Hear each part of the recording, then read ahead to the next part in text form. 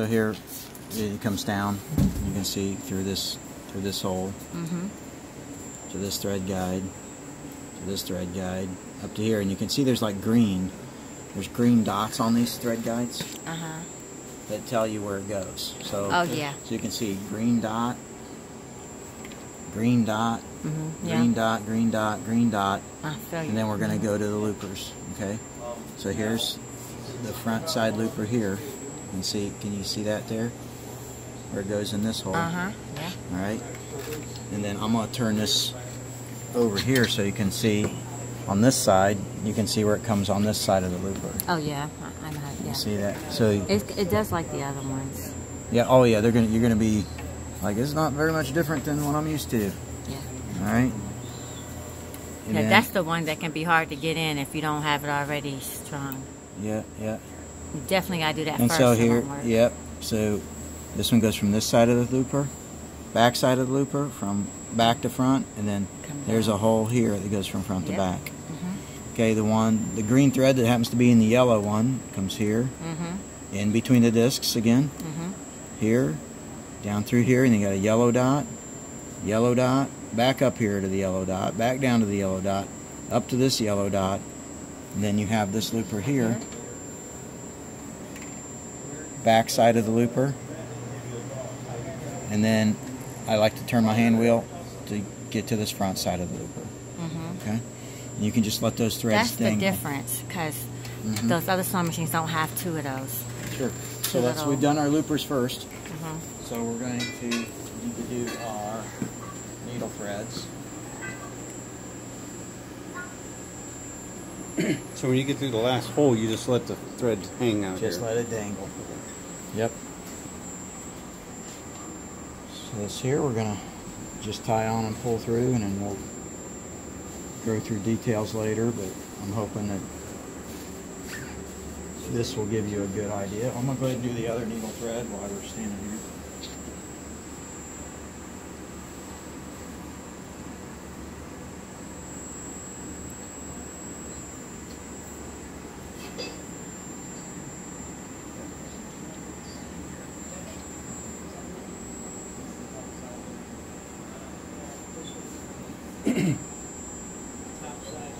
How often do you have to change these needles?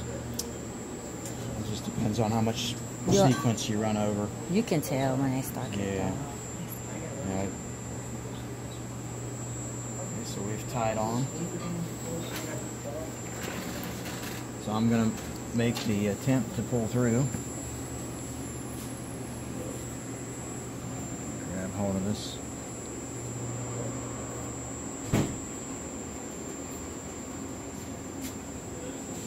Just I've released the thread like you said on your home machine, turned it to 0. So I'm just kind of, okay, the knot reached the end of the needle. Sometimes I can just, if you saw what I did with my thumb, I held the needle steady with my thumb and sort of gave it the push down.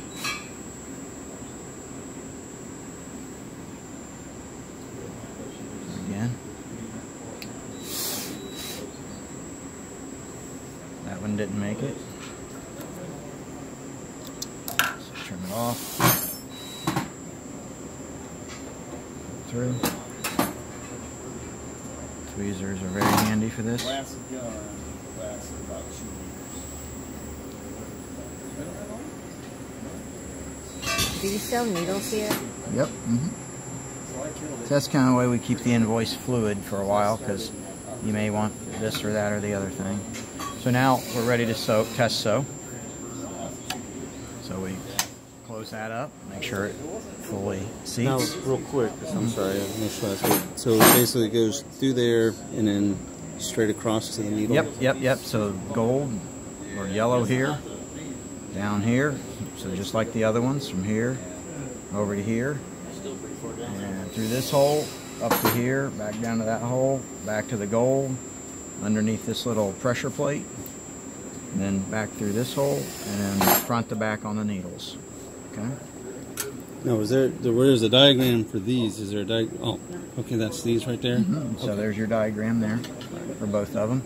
You get the foot back in the way.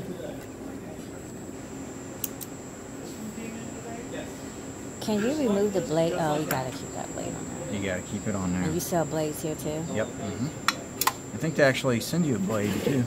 I think it's in the other. I feel like there was a blade that came with it, but I'm not sure. Yeah. Oh, okay. Not counter knife. Blade. Alright. I think this has got to go backwards.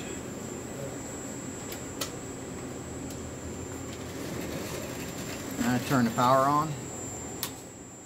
Press the button. You won't have to do this again, but we need to get the oil in the machine. Thank you, sir. Good. How do you know when it's low in oil? There's a dipstick here, an indicator that'll tell you if you need to add oil. It's my feeling that it'll be 10 or 15 years before you ever really need to do anything. Wow. So it's not like a car, you know, the oil will be good for a long time. So you just fill it up. Oh, so it doesn't consume it, it just runs it. Right, you got it. It's a splash oiler. And the speeds you guys are running, it will never burn off. I don't even think you could ever run it fast enough to burn them off. You can see the indicator is getting closer. It's almost the whole bottle, it looks like.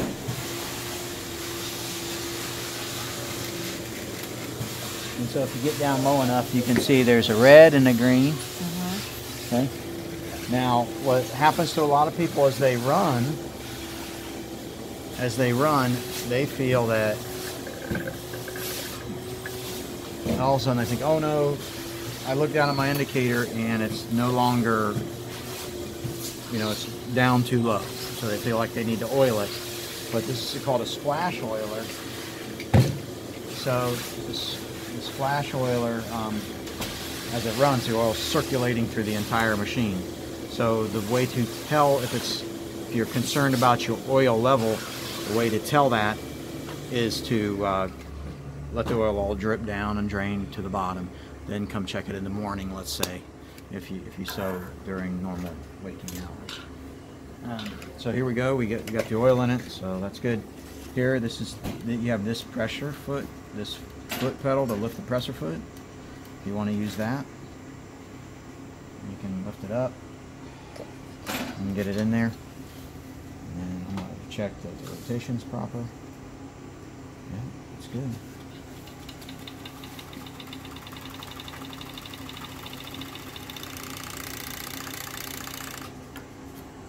I've gone ahead and sewn a little bit, so I picked the thread colors so that you can visually see what's happening. So if you want to play with it, but it looks really nice. So there's your green or your upper looper thread. There's the white or the lower looper thread, and then you have your gray and black for your needles. Gray and black is the needle. Yeah, in this case. Okay. But that gives you an idea what to look for. Now there's not a lot of things to do, so this is pretty much the process. You just take your material. That's what's kind of difficult, is getting the right, not tension for different fabrics. If one of the loopers is too loose, and it's fixing that. Yeah, most of the time you just let her roll. So maybe home machines are a little bit different, but so typically the idea of a serger is to, just like your home machine, just to. So she has industrial singer and industrial. That's right. So you have the idea of the speed. So my question now is, so you can see what it does. It doesn't have numbers on like what tightness to have it at. Oh, I've never had. Let's see the other ones. I've never. So it's just preset attention. So this is it. Yeah, it looks pretty good. Looks pretty good right there for this thread that I have. So is it different for different threads? It could be, but I think you're going to be pretty good With this one? Okay. We don't know. Right. Because the thread is someplace else.